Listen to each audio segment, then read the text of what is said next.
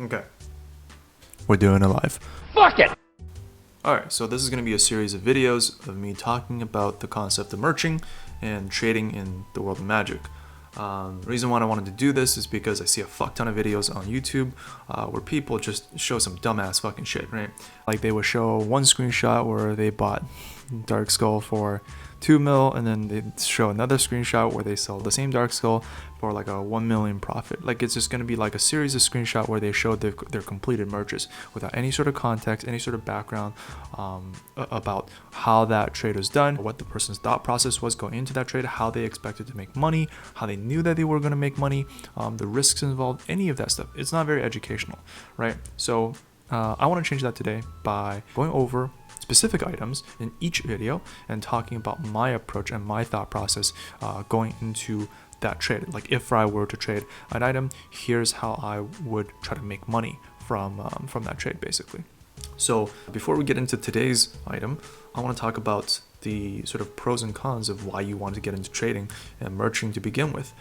Number one, well, is that you get to make a lot of gold. You don't need to be relying upon farming bosses or doing other types of content to make the income that you need to fund your ventures in the world of Magic. As long as you have, enough capital, enough gold lying around, you can turn that gold into more gold, and this is different than just trading your time for in-game currency like you would if you were farming a boss, for let's say. And two is that for me it's very time flexible, I would say. I don't have a lot of time to be playing this game 24/7, not even close. I work a full-time job and I do some other stuff on the side as well. So TWOM has been taking more and more of a backseat over the past couple of years, and so for me, I don't have the amount of time to dedicate to it. And merching and trading has always been able to fit that type of schedule. Most of the strategies that I employ take more of a passive role. I don't need to be watching the black trader every single day, every moment of the day like a hawk in order to make gold. So I find that a huge plus as well for me. And lastly, this is just a lot of fun for me. I enjoy the market PvP aspect of this game heavily. Being able to make gold off of outsmarting your trade opponents, or being able to exploit inefficiencies in the market that nobody else has realized or nobody else is being able to capitalize on. That type of content for me is deeply satisfying. I guess for my biggest reason why I would suggest somebody to go into trading. So one of the cons is that this is a game for the patient. If you're the type of person who's very impulsive with his spending, and you'll spend every single gold that you get on, let's say the new fucking 2-stat gem that come to us is now seemingly pushing out every other week, then I'm sorry, dude, this shit's probably not going to work out for you. You're oftentimes going to be holding items for days, weeks, months, if not years, right, in order to make the return that you're looking for. So with that out of the way, let's figure out how you can build the juice dash of your dreams and get on your way to become a TWOM billionaire. So we're going to be talking about Bull Rush 2 today. I don't really have a particular reason why I chose this item. I was just scrolling through the BT to look for something to use for this first video, and I particularly wanted to choose an item like Bull Rush because it's a relatively cheap item. As you can see here, there's 3 current listings in Big Mama, and 2 of them are going for about 100k. Okay, one of them is going for 150k. So for somebody who's just starting out as a trader or just in the game in general, right, this isn't so intimidating and unapproachable as opposed to me telling you, okay, dude, buy up all the Cloak of Deaths in the game right now, right? You're gonna flip that shit for like 20 mil profit each, right? That's you don't have the gold available for you to do that, right? So Bull Rush 2 is easy peasy. Anybody can start off with this. So my approach for if I wanted to trade this item would be, well, I would just simply corner the market. What I mean by that is that you must have enough gold in order to buy up every single copy of the skill book that's being listed on the black trader, excuse me. And it's a little bit more nuanced than just simply buying everything up, because in this case, I don't really want to be paying 150k for a skill book that I didn't really put too much research into on what the usual price is. know what I'm saying? I don't want to really overpay and expose myself to more risk than I need to. So what I would do is I would buy up the 2 skill books that are being listed for about 100K, and then list the skill book that undercuts the guy listing it for 150K. This will piss him off. And if he's not a trader, and if you do this a couple more times, keep undercutting him every single day, he'll eventually get frustrated, and chances are he's going to list it for something a lot more reasonable and within that buyout range that you set for yourself. So you're aiming for something below 100K. As soon as he lists it below 100K, you got to be firm, you got to scoop it up, you got to buy it up. Okay, so now you've essentially control the current stock and the supply of Bull Rush 2 in Big Mama. Then you can essentially charge whatever price you want because you're the only seller. I would probably charge something like 200K to 250K. The reasons for this is because the type of buyer that are going to be buying Bull Rush 2 is somebody who is just progressing through the game, or a pro player or established player that's making a warrior alternate. So they need this skill book. So oftentimes when they come to see the black trader for what's available, they'll see that, hey, Bull Rush 3 is 350K, right? So if Bull Rush 2 is being listed for 50K, 100K, 150K discount, that seems pretty reasonable. And most people will probably just buy it based off of that. So I think that price range is pretty realistic in terms of what you can expect to flip it for, essentially. So here are some caveats, right? That seemed pretty simple, but here's how you deflect any attacks on your control of this market. So let's say somebody comes in and lists their new Bull Rush 2 that they got off of a drop, right? So they just dropped it, they listed on the black trader. Chances are, usually, unless they're stupid, they'll list it for either 1 gold below yours, or significantly cheaper than yours. So this is where you can't panic. And this is where you must have enough gold in order to do the same, apply the same strategy that you did with the person that listed it for 150K. You gotta undercut this guy, frustrate him, piss him off, right? Hope that he's not another trader, and eventually he's gonna get frustrated and he's gonna list it for something a lot cheaper. You're gonna get him to go down to below that 100K mark. Again, this is where you scoop it up, and once again, you've established market control. So the point here is we wanna set our cost base, so what we're paying per skill book, to be below 100K. This way, when we have enough stock and we still maintain control, somebody who comes into the market who wants to compete with us, they can't compete with the low cost base that we've entered the market into. Make sense? Okay, so I recorded the previous segments of this video before I actually entered into this market. I thought to myself that, it doesn't make sense for me not to actually show you guys how to do it. Especially because I essentially said one of the biggest benefits of this item specifically is that it's not cost prohibitive. It's very easy for someone with a very low amount of capital to enter and corner this market. So I thought I should practice what I preach. I decided to buy up, like I said, the 2 skill books for the 90K or 99K, whatever they were listed for. So essentially my cost base for the first 2 books were 100K each. And then I listed one of them for 149,999, basically 1 gold less than the one guy listing it for 150K. So I did this a couple of times, and eventually this guy came down in price to below that 100K mark, which is my buyout range. And then I bought his skill book. So now I have 3 Bull Rush 2 skill books in stock. Then what happened next was a little bit interesting. So this would be like a real case analysis, a case study, if you will, how things go in real life compared to the plans that you've set for yourself, right? So my plan was to essentially buy up any skill books that were trying to, skill book sellers that were trying to compete with me by getting them to go down to my buyout range. But, in real life, it doesn't always go as planned. For example, in the first skill book that I sold, as you can see here, I sold it for $129.99, so 130K. Now, why did I sell at this range? Well, this is when somebody else, a 4th skill book, came onto the market and was trying to, like get this guy to go down in price to the point where I would buy it out. Now, I guess an actual buyer of Bull Rush 2 came in and saw that the price was going down and saw that, like my skill book was the cheapest that was there, and so he decided to buy it out, the 130K that I had listed it at. Now, this is not ideal. The ideal would be to everything go according to our plan, where we piss one guy off, and then we be able to buy it for 100K and then relist it for 200K, 250K, and sell it then.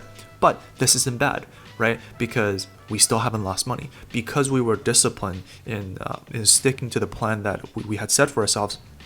We were in real no risk of losing money, right? Because our cost base was set at 100K, because we never had to list our books for below our cost base, we were never in danger of losing money.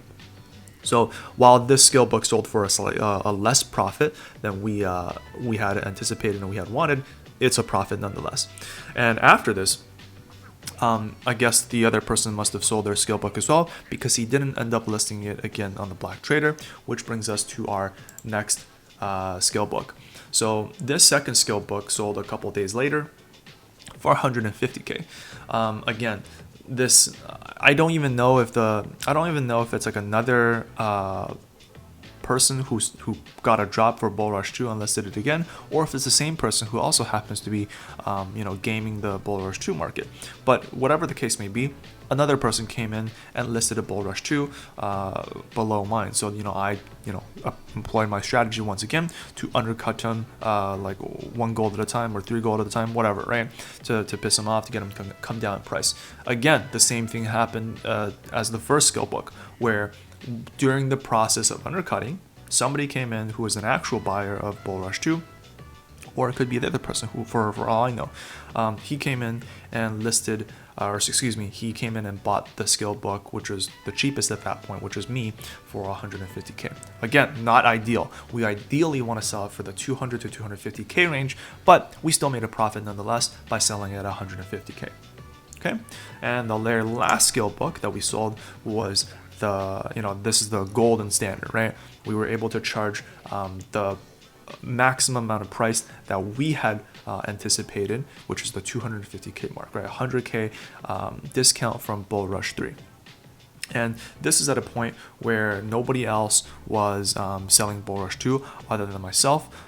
I guess they must have sold it off the Black Trader to like an individual private sale, essentially, right? So I was the only person on the market. I listed it for 249K or 250K, excuse me, and it sold after a couple of days. So if we sort of analyze our behavior and compare it against what we hadn't planned, we can find the following, right? Our plan was to get into a pricing war with whoever comes into the market after we've established our supply of the skill books at a low cost base, to the point where we can buy them out at a similarly low cost base, right? We've employed the strategy, and while it didn't go so well for the 2 out of the 3 skill books, because our strategy was sound from the get-go, it was designed so that we wouldn't be exposing ourselves to a lot of downside, if any. We were still able to come out ahead on the two sales that weren't ideal. So we still made money, right? And on the very last skill book, we just had to be right 1 time out of the 3, and it went perfectly. It went as expected.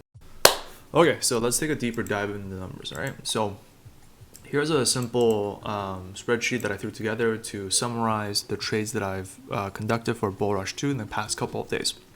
First of all, we need to know when we entered the market, right? This is important, as you'll see a little bit later, but we've entered the market on January 18th, 2020, and the last skill book in my inventory sold on January 25th, 2020. So we're 8-9 days in the market, okay? So here we have the 3 skill books in our possession. Here's our cost base. This is the number, this is the price that you've entered at, this is the price that you've bought it at, right? So for the first, second skill books, third skill books, we roughly bought it for 100K, okay? Little small variances here and there. And again, like I mentioned before, I sold each skill book for the following price: $129.99, $149.97, $249.997, okay? We actually have to look at the commissions and the deposit price that we have to pay in order to use the Black Trader. This is often neglected, and especially on smaller trades such as this. So let's take a look at our cases, right? So in each of our sales, we had to pay a 5,000 gold BT commission on the sale. That's fine. And for the BT deposit, this is where we have to estimate, or not estimate, if you know, then that's better, but you have to find out the number of days on market that you've listed this skill book, because you can only put a listing on the Black Trader for 24 hours before it expires, and you have to renew it once again. So because we know that we entered the market on January 18th and exited the market, so we sold all our skill books by January 25th, we were roughly 9 days into the market. Now, I didn't keep track specifically of when each book's sold, so I don't know the number of days that each skill book took to be listed and sold. But then for the sake of, illustration, we'll say that we've been in the market for 9 days, which means that between 3 skill books, each skill book is, on average, has been on the market for 3 days, which means we would have paid 1,500 deposit times 3, 4,500 gold.